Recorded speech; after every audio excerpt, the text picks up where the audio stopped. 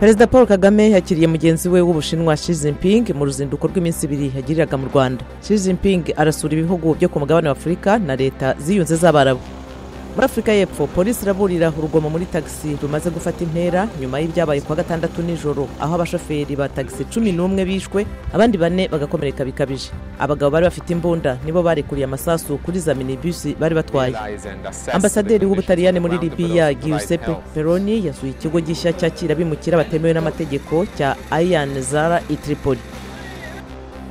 Urwego rw'ubukerarugendo rurarushaho kwivugurura muri Zimbabwe kuva Robert Mugabe akuwe ku butegetsi. Naho muri Mozambique harakwirakwizwa uburyo bushya bwo kwita ku butaka hakorwa imirima mishya.